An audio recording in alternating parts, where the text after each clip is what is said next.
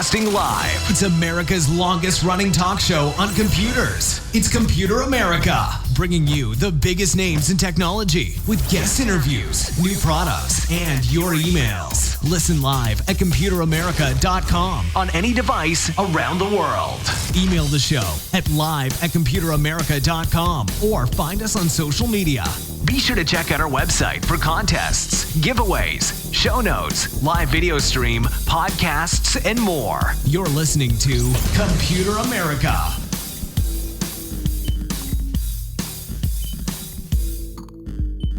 Hello and welcome everyone into the Computer America Show. We are the nation's longest running and nationally syndicated radio talk show on computers and technology. And everyone, how you doing? Welcome to the program. I hope that you're doing well and you are ready for today's program because you may have guessed it, we have a great show lined up for you with Ralph Bond. He is our science and tech trends correspondent. And ladies and gentlemen, if you want to know exactly what that means, well, be prepared to learn something. And it's going to be really, really fun. So we'll have Ralph on in just a moment to talk about what that is. But everyone, computeramerica.com. That's where we always want to drive your attention because that is where you'll find everything in one succinct place. That's where you'll find links, the show notes. Ralph puts a lot of time in the show notes. You can check those out.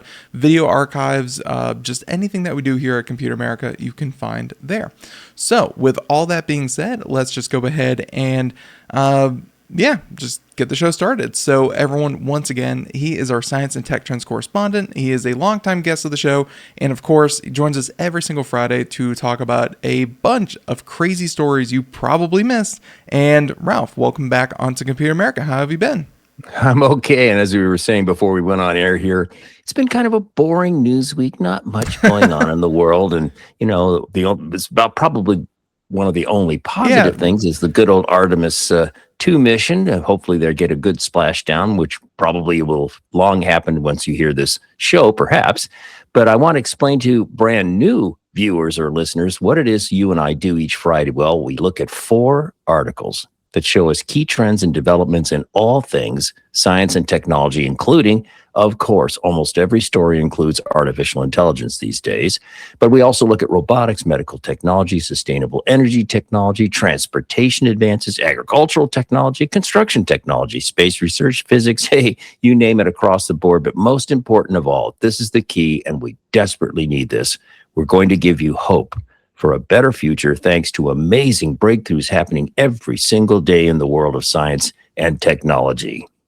Absolutely. And, Ralph, every morning I kind of, wake up, and I'm sure a lot of people have their favorite news app, and I kind of open up and I just expect to hear, an explosion go off. But, instead it's, hey, we have way better news for everyone out there. And these are ones that we have not covered on the actual show itself because they are off the beaten path just a little bit, just enough that they don't make mainstream.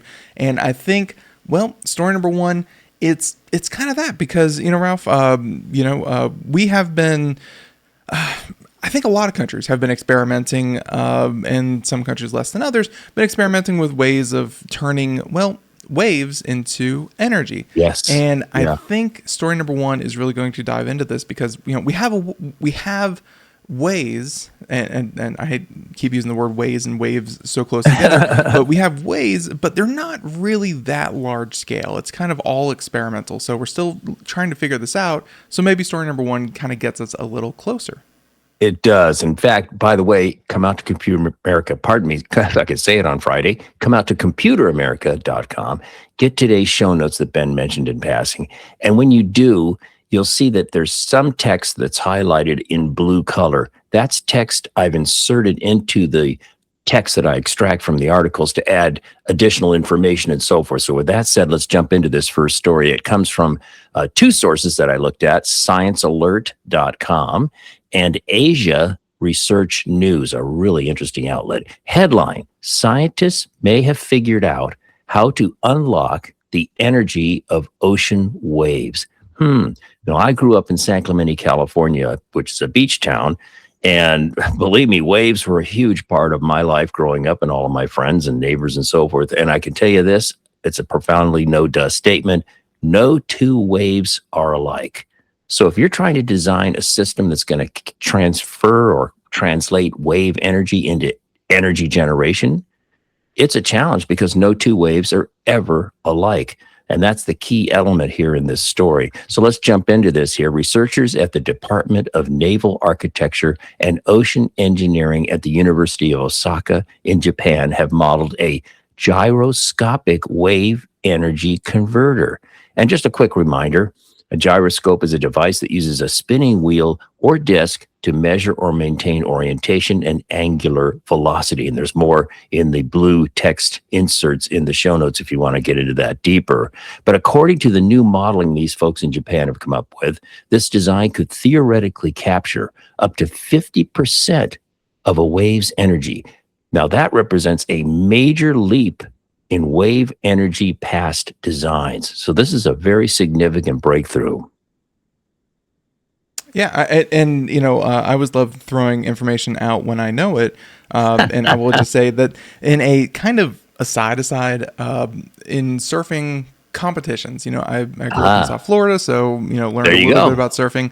Ralph, to your point that no two waves are the same, part of what makes surfing competition so competitive, Ralph, it's not just take every single wave that you can and whoever does the coolest trick wins the whole competition. Right. Ralph, it's a lot of the time it's which waves you decide to actually take. You see surfers out there and they only get to take, 3 or 4 waves, and then, the best of that kind of gets judged. So, even, people who spend their entire lives, part of the skill is going out there and being like, okay, this wave is going to break this way. It's going to go this. It looks, the wind's doing this to it.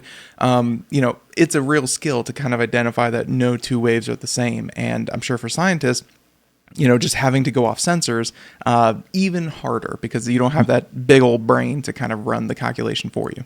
Absolutely right. Yeah, no, that's a very good point. So going back to the story here, what they created is a floating device containing a spinning flywheel connected to a generator. Okay. As the waves rock the device, the gyroscope's precession, that's a word I'd never heard before, Precession, precession, which by the way means the way a spinning object responds to external forces. Well, they can tune that to extract,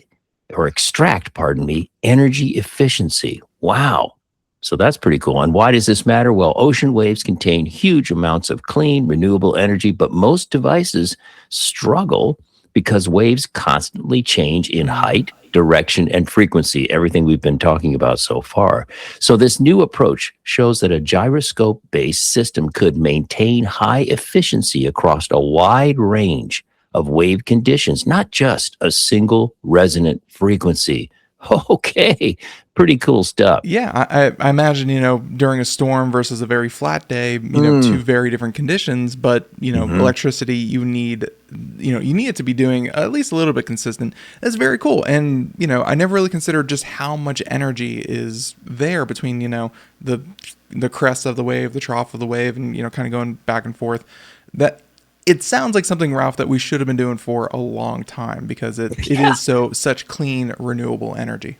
Well, yeah. And think about this. These folks in Japan, using a gyroscope, something that's certainly a well-established technology, right? That's pretty cool. And by the way, in terms of what makes wave energy harvesting so challenging, add the tides, high tide, low tide, the variations therein.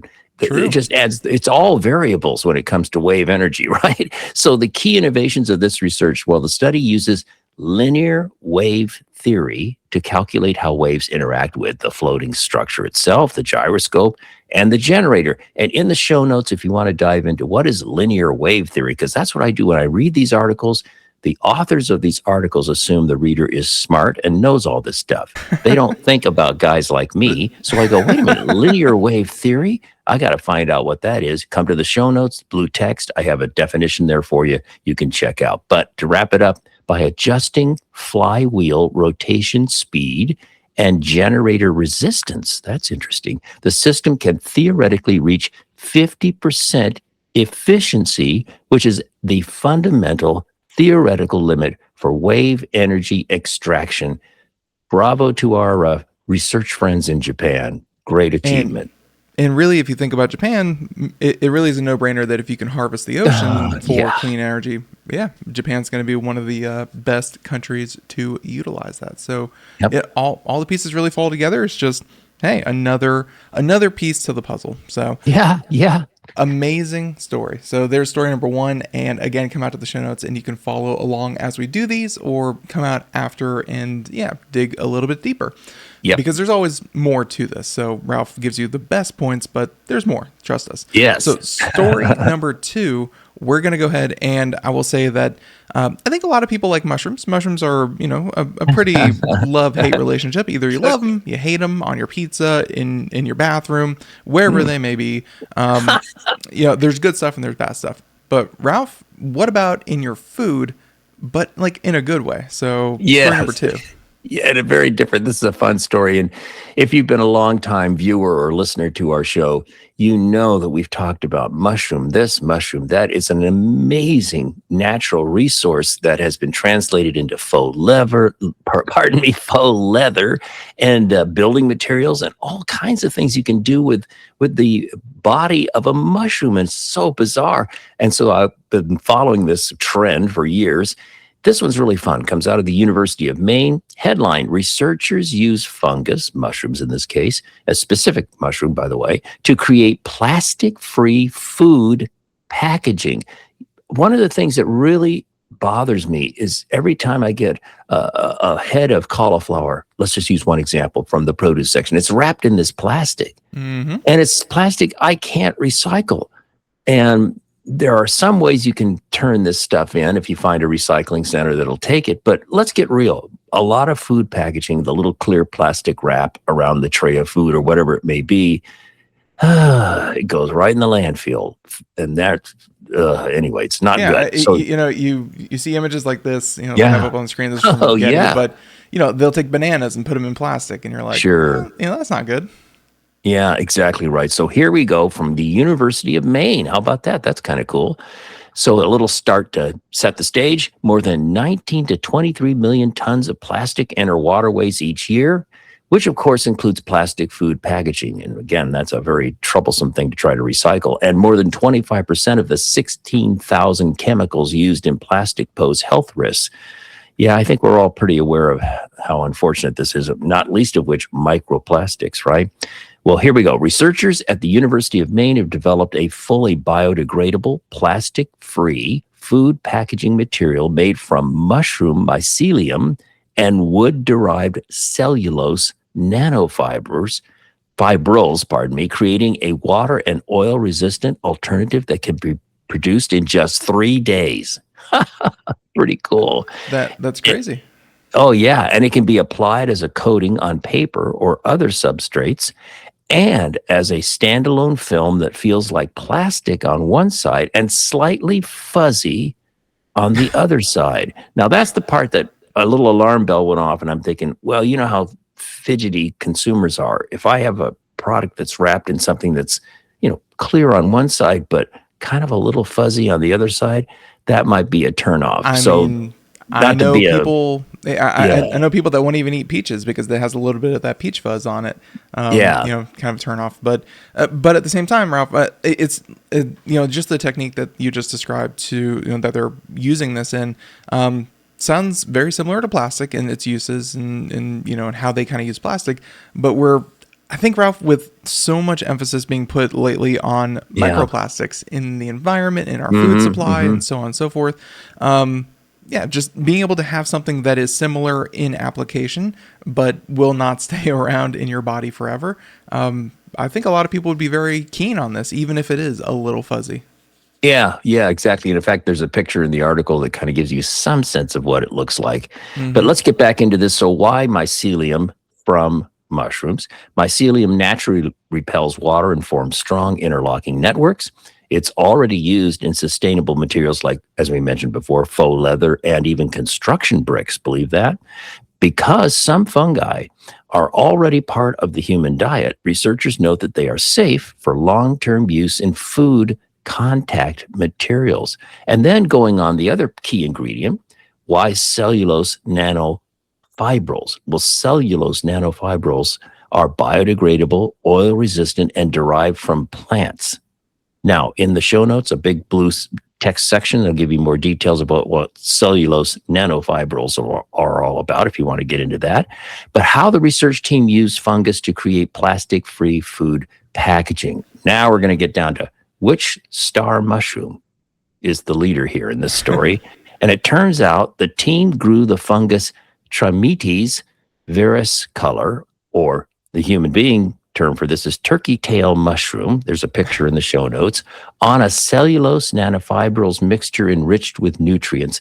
And by the way, I live in Oregon. I live outside of Portland in a town called Hillsboro, and we still have a lot of woods and natural areas and creeks and all this good stuff. And we take our dog out on a walk. And invariably, there are times of the year that we see this very same mushroom, the turkey tail mushroom. Picture in your mind, it kind of looks like a fan with multiple colors, very thin, and they grow sort of in stacks and they cling to tree trunks. They're really bizarre, and they're just seasonal. They only last a certain time of the year and then they go away.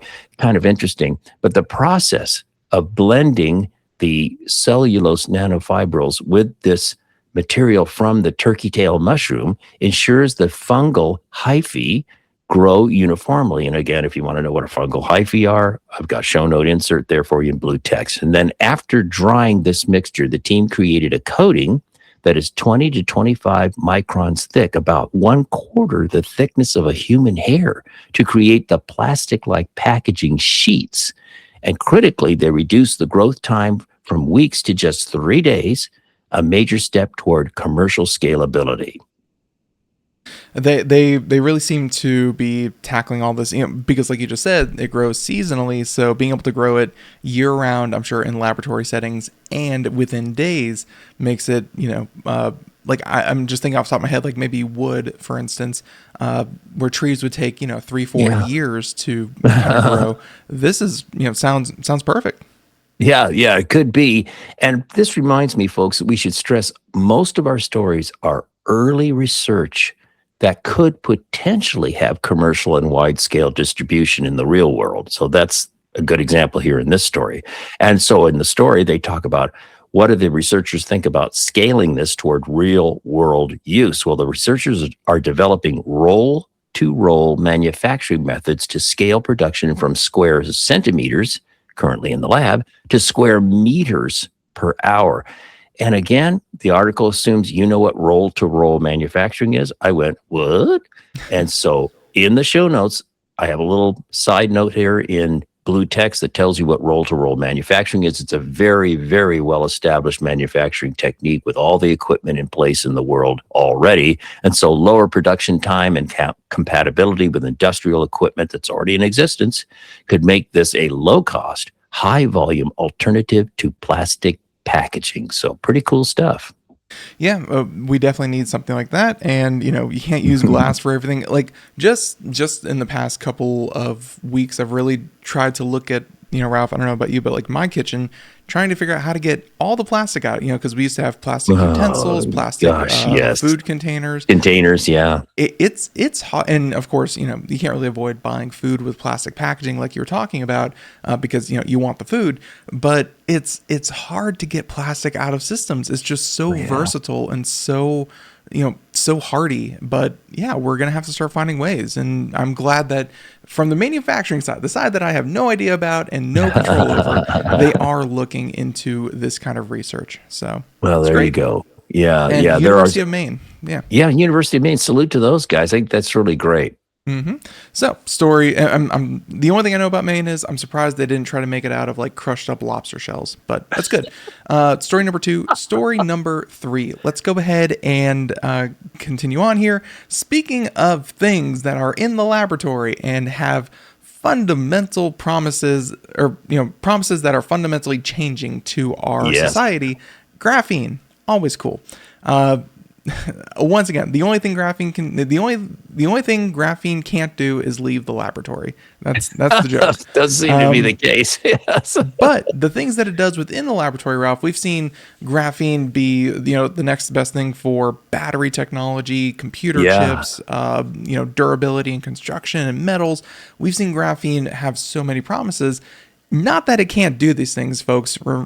Just a reminder. It's just getting affordable graphene is nigh impossible. It's very, very difficult. So story number 3, though, shows us another example of when this technology can come to market, one of the things that it could be able to do. And that's story number 3.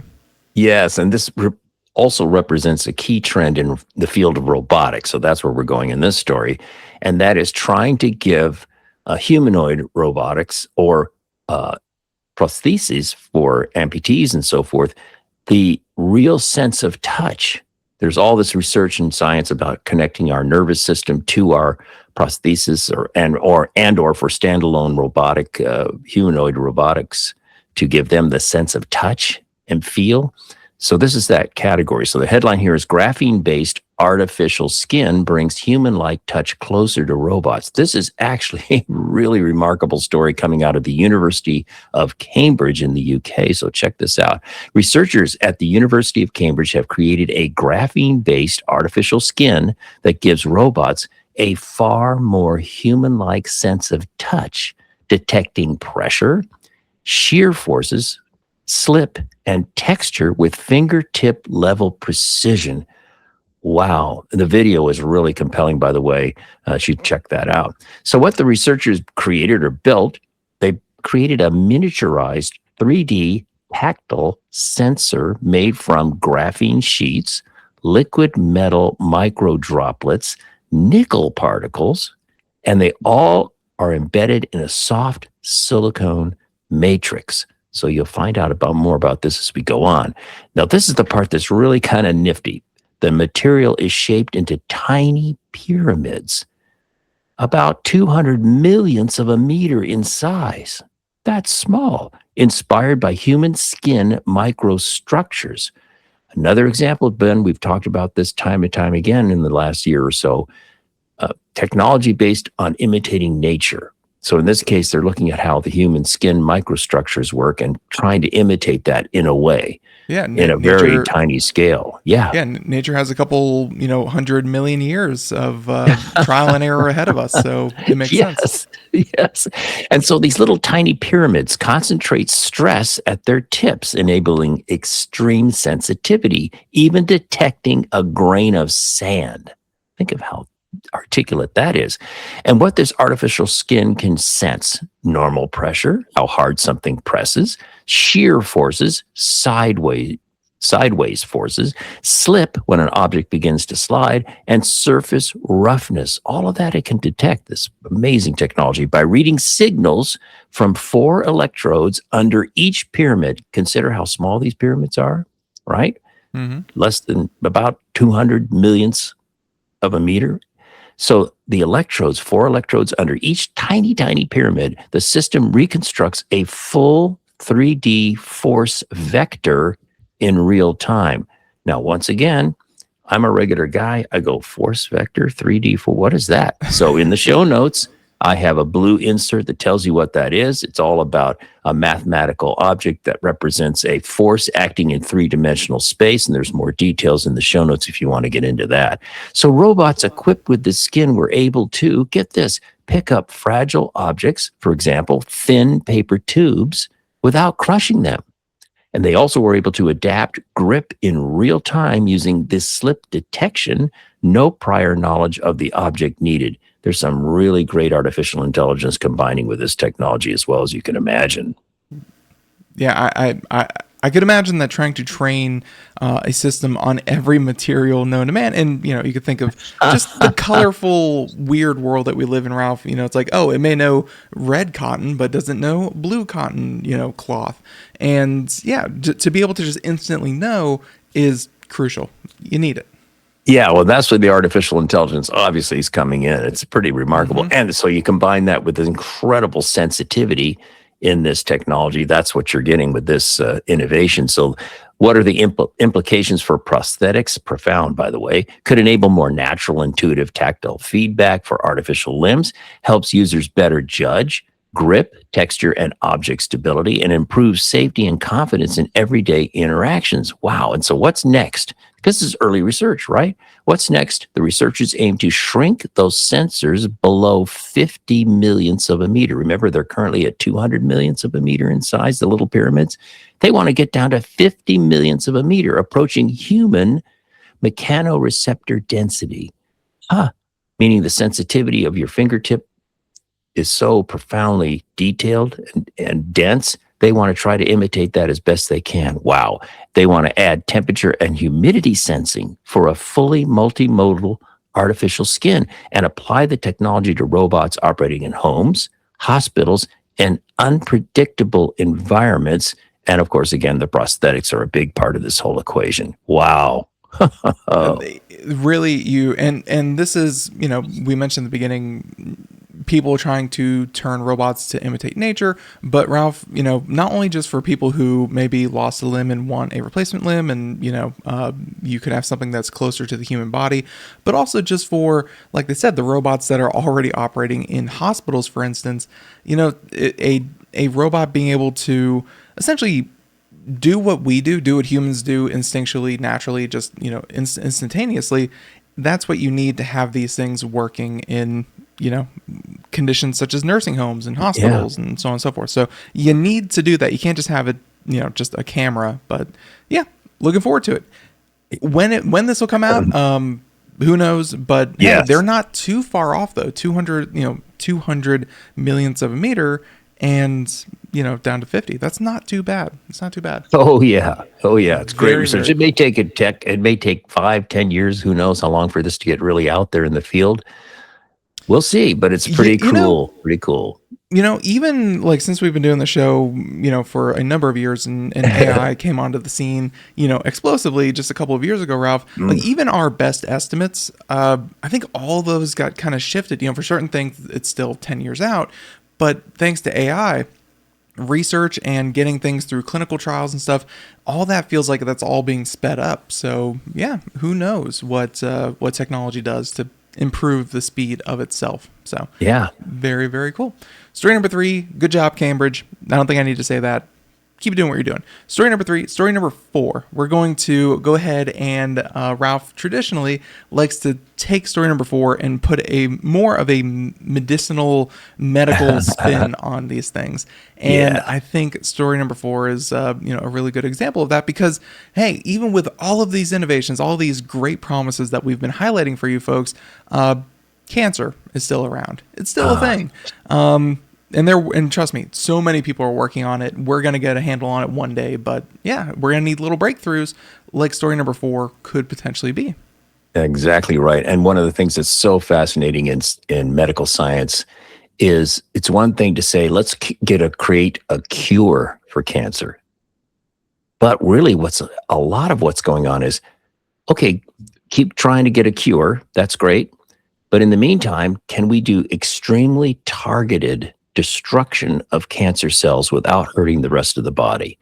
That is such a key trend. And this story falls into that category. It comes from the University of California, San Francisco. Headline: scientists create cancer-fighting immune cells right in the body. And you're going to find out why that's a key part of this breakthrough. So for years, one of the most powerful weapons against certain blood cancers, mind you, called CAR-T, that's CAR-T therapy, has required an elaborate process. So we're going to set the stage here for why this innovation is so important. So traditionally, doctors extract a patient's immune cells, then they have to ship them to a specialized facility where they're genetically reprogrammed to fight cancer, then ship them back, and then for infusion into the patient's bloodstream. So it's quite an involved process. And this has revolutionized cancer treatment, which is great, but the time and expense place it out of reach for thousands of patients, thanks to our insurance system that assumes you have to pay or somebody's paying. Anyway, side note. So again, Mr. Regular Guy here goes, CAR-T? Wait a minute. What is that? C-A-R-T? Hey, I think she makes music. Yeah, it sounds like a rapper. Anyway, CAR-T stands for chimeric antigen receptor T cells therapy, and that's a mouthful. But I will read this because it's kind of interesting. It refers to T cells that have been genetically engineered to express an artificial chimeric receptor that helps them recognize and attack cancer cells. And you can learn more if you want to come out to the show notes and get the additional information I've inserted. But let's move on with the story here. So now, with all that set up, now scientists at UC San Francisco have developed a method to precisely reprogram these cancer-fighting cells directly inside the body, potentially eliminating those barriers. So remember, we talked about you have to extract the cells, send them off to a facility, have them genetically modified, bring them back, put them into the patient's bloodstream. All that goes away because these folks have figured out how to do this precisely, reprogram the cancer-fighting cells directly inside the body, potentially eliminating those barriers, meaning all those steps that we just described. Amazing, Ben, just amazing. It's really following on, and you have it in the blue section there, so I'm not even going to really outline it, but things like CRISPR and a lot of these other technologies, Ralph, it's always it doesn't seem like much, but every week you come on the show, or it seems like every week, and scientists figure out just one little way that our body and our immune cells work that we didn't know before, or they're really experimenting with this. And Ralph, it's just crazy that we think we know all about immune suppression and all about immune response and all that kind of thing, and then they're like, oh, but actually this little part works this way, and we need to know every one of those little parts to hopefully, like this article says, start making, they'd be like, okay, target cancer, and then we'll be able to do it. It's just the complexity of it all always is eye-opening whenever we do stories like this. Absolutely. And here's the big drum roll for this story. It is the first time that scientists have integrated a large sequence of DNA at a specific site in human T cells without removing them from the body, as we were saying before. This targeted approach, that's the key trend. Remember I said either cure cancer, and in parallel, let's figure out how we can target cancer. Very, very specific targeting of cancer without hurting the rest of the body, right? Those are the two big things in cancer in my view of what I've been reading. So this targeted approach, which did better than the standard method, the method we described before with all the steps, is a breakthrough that goes beyond CAR-T to advance the fields of cell and gene therapy overall. So in experiments using mice, once again, thank you, mice, in experiments using mice with humanized immune systems, the researchers used the method to successfully treat aggressive leukemia, multiple myeloma, I can't even say it, myeloma. How would you say that? Myeloma? Boy, my tongue tied on that one. Myeloma. Okay, we'll go with that. That sure. Sounds good. Yeah. And even a solid tumor. So they were able to successfully treat those kinds of problems. And the scientists hope the new method will lead to an off-the-shelf therapy, like a vaccine, that could one day be given to anyone with one of these blood cancer conditions. Wow. And that has been alluded to in the show notes. I have inserted more of the technologies, the combination of technologies that were used, CRISPR and all the other things. You can come out to the show notes and check out that additional information. But what a hopeful breakthrough. Yeah. I as I was talking, or as you were talking, I just went out and tried to find that article that we did. It was probably about a year or two ago now, about the gene therapy where they do eardrops into people's ears, and it reverses deafness when they were born with it.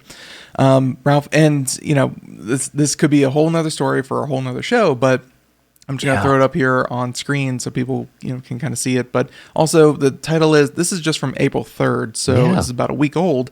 And deafness reversed, one injection restores hearing in just weeks. And that has to do with gene therapy and stuff like that. It's a completely different study, but doing the exact same thing. And That's Ralph, fantastic. I wanted to leave people with these gene therapies.